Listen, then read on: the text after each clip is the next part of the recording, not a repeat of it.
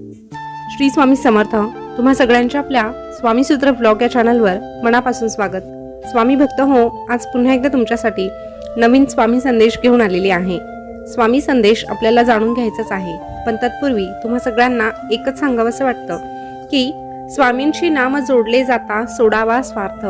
स्वामींची नाम जोडले जाता सोडावा स्वार्थ. त्यांच्या भक्तीत राहूनच साधावा परमार्थ. त्यांच्या भक्तीतच राहून साधावा परमार्थ. स्वामी भक्त हो, जेव्हा आपण स्वामी मार्गात जातो तेव्हाच खऱ्या अर्थाने आपल्या आयुष्याला एक प्रकारचं वळण मिळतं आणि आपलं आयुष्य काय आहे हे हळूहळू आपल्याला समजू लागतं. पण आपण स्वामींच्या सेवेत असताना आपल्याला स्वार्थ सोडायचा आहे. निस्वार्थी भावनेनं जर आपण कुठलीही सेवा केली, कुठलंही काम केलं, तर त्यामध्ये आपल्याला फळप्राप्ती नक्कीच होत असते. स्वामी महाराज आपल्या प्रत्येक केलेल्या सेवेची दखल घेत असतात. एवढा जरी विश्वास आपण स्वामींवर ठेवला तर नक्कीच स्वामी आपल्याला भरभरून देतात. तर असो, आजचा स्वामी संदेश खूप खास असणार आहे. तर स्वामी भक्त हो, संदेश ऐकायचा असेल तर छोटंसं काम करा. तुमच्या समोर 2 अंक दिसत आहे, त्या 2 अंकांपैकी एक अंक निवडा आणि संदेश काय आहे हे जाणून घ्या. तर चला, तुमच्या समोर 2 अंक तुम्ही पाहिले असतील आणि त्याच्यापैकी एक अंक तुम्ही तुमच्यासाठी निवडला असेल अशी देखील मी आशा करते. तर आता ज्यांनी 25 हा अंक निवडला आहे त्यांना स्वामी महाराज काय सांगतात हे सर्वप्रथम आपण जाणून घेऊया. तर स्वामी महाराज अशा प्रत्येक भक्ताला सांगतात, अरे, ज्या प्रकारे आभाळातून पडणारं पाणी कुठल्या तरी रस्त्याने, कुठल्या तरी मार्गाने समुद्रापर्यंत पोहोचते ना, त्याच प्रकारे निस्वार्थी भावाने केलेली सेवा आणि प्रार्थना कुठल्या ना कुठल्या मार्गाने आमच्यापर्यंत येऊन पोहोचतेच. म्हणून आमची सेवा करण्याची संधी तुला जर मिळत असेल तर ती संधी गमावू नको, कारण संधी त्यांनाच मिळते जे आमच्या नियोजनात असतात. अशा भक्तांची निवड आम्ही स्वतःच केलेली असते. सेवा ही कधीच लहान मोठी नसते. प्रत्येक सेवा ही उच्च कोटीचीच असते. वेळ काळ कधीच कोणासाठी थांबत नाही रे. कोणालाही वेळ थांबवता येत नाही. म्हणून आज तुझ्या हातामध्ये वेळ आहे तर आमची सेवा कर. तुझ्या सेवेचा मेवा तुला नक्कीच मिळणार आहे. तू आमच्यासाठी खूप काही कर अशी आमची अपेक्षा कधीच नाही, पण तू कमीत कमी फक्त तुझ्या मुखात आमचं नाम घ्यावं एवढीच काय ती आमची अपेक्षा. जो भक्त निस्वार्थी मनाने, निस्वार्थी भावनेनं आमचं नाम मुखात ठेवतो ना, त्या भक्ताच्या पाठीशी आम्ही खंबीरपणे उभं असतो. अशा भक्ताला आम्ही कुठल्याही परिस्थितीत एकटं सोडत नाही. अरे, जेव्हा तू आमची सेवा करतो तेव्हा तुझी अपेक्षा अशी असते की तुझ्या वाट्याला दुःखच येऊ नये, पण असं होणार नाही. आमच्या सेवेनं तुझ्या जीवनात येणारी दुःख लगेचच थांबणार नाही, पण आमच्या सेवेने त्या दुःखाला सामोरं जाण्याची जी ताकद आहे ना, ती नक्कीच तुला प्राप्त होईल. अरे, तुझ्या वाट्याला येणारा संघर्ष हा केवळ तुझा नसून तो आमचा देखील असतो हे आम्ही स्वीकारतो. आणि मग तुझ्या संघर्षाचा वाटेकरी जर आम्ही आहोत तर तुला काळजी कशाची. तुझ्या प्रत्येक संघर्षाचा सामना करताना आम्ही तुझ्या सोबत राहणार आहोत. अरे, दुःख वाट्याला आलं म्हणून रडू नको, कारण कर्माचे भोग हे कुणालाही चुकले नाही. भक्ती केल्याने संकट येणार नाही असं नाही होणार रे, पण भक्ती करून संकटाचा वेग मात्र नक्की कमी करता येतो. जसं की जिथे तुझा हात जाणार होता तिथे फक्त बोटांवर निभावलं जातं, पण हे कळण्यासाठी आमच्या भक्तीत असायला लागतं. तू जेव्हा आमच्या भक्तीत रमतो तेव्हाच तुला ह्या गोष्टी कळू लागतात. आमच्यावर तुझी तेवढी श्रद्धा आणि अतूट विश्वास असावा लागतो, आणि जिथे विश्वास असतो तिथे आम्हाला आमचं अस्तित्व दाखवावंच लागतं. आमच्या लीला आम्हाला घडवाव्याच लागतात.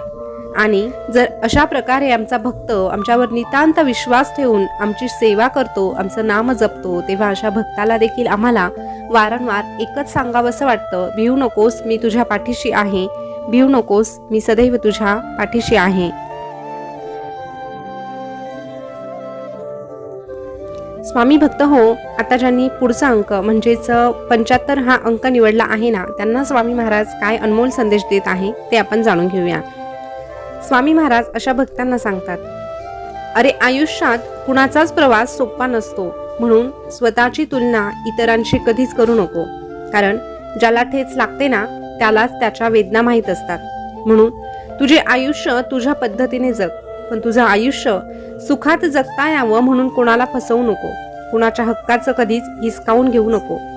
आयुष्यात कष्ट केल्याशिवाय पर्याय नाही आणि जो मनापासून कष्ट करतो, काम करतो, अशा भक्ताच्या पाठीशी आम्ही असतो. आम्ही अशा भक्ताला कधीच काही कमी पडू देत नाही. मन मारून जगण्यापेक्षा मन भरून जगायला शिक.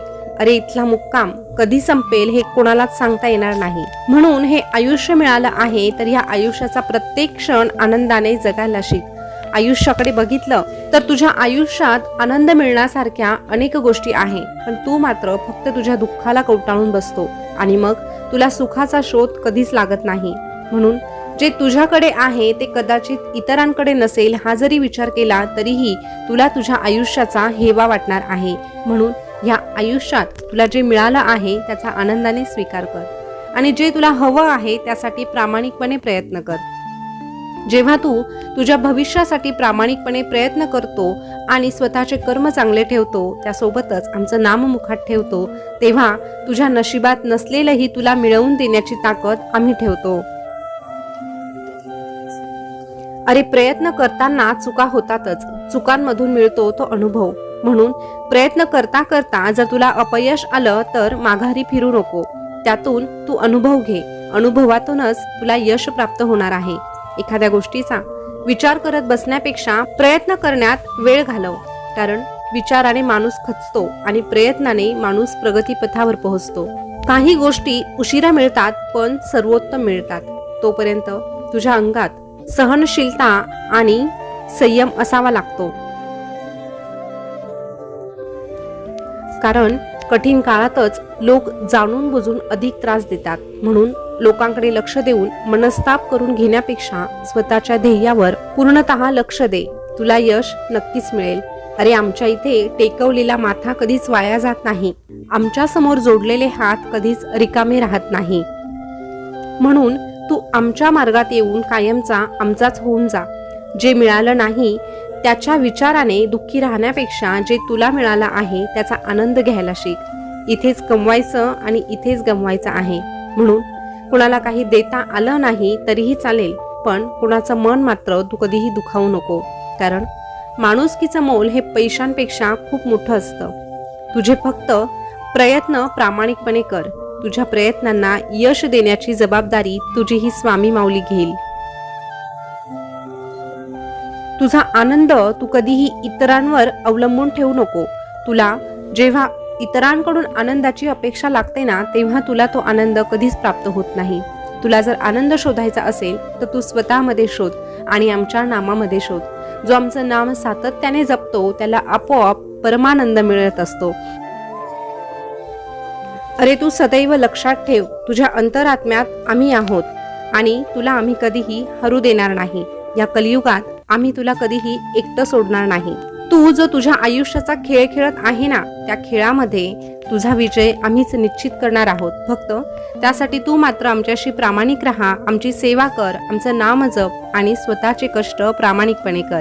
जेव्हा तू अशा पद्धतीने आयुष्य जगण्याचा प्रयत्न करतो तेव्हा आम्ही देखील आनंदाने तुला एकच सांगतो, भिवू नकोस, मी तुझ्या पाठीशी आहे. भिवू नकोस, मी सदैव तुझ्या पाठीशी आहे. स्वामी भक्त हो, आजचा स्वामी संदेश तुम्ही ऐकला असेल तर आजचा संदेश खूप मोलाचा होता. खरंच जर आपण इतरांपेक्षा जर स्वामींवर विश्वास ठेवला, डोळे झाकून जर स्वामींच्या मार्गावर चालत राहिलो तर नक्कीच आपल्याला आपलं प्रत्येक ध्येय पूर्ण करता येणार आहे. फक्त त्यासाठी थोडा काळ जाऊ द्यावा लागतो, कारण प्रत्येक गोष्ट ही वेळेनुसारच आपल्याला मिळत असते. तेवढा संयम जर आपण ठेवला आणि विश्वासाने स्वामींच्या नामात रममान झालो तर निश्चित आपल्यासाठी अशक्य असं काहीही राहणार नाही. तर स्वामी भक्त हो, संदेश कसा वाटला कमेंट करून नक्की कळवा. असेच नवनवीन स्वामी संदेश तुम्हाला ऐकायला आवडत असेल तर आपल्या स्वामीसूत्र ब्लॉग या चॅनलला सबस्क्राईब करा. त्यासोबतच तुम्ही कुठला अंक निवडला होता हे देखील कमेंट करून नक्कीच कळवा. पुन्हा भेटूया नवीन स्वामी संदेश घेऊन. तोपर्यंत स्वस्थ रहा, मस्त रहा आणि आपले स्वामी संदेश ऐकत रहा. धन्यवाद.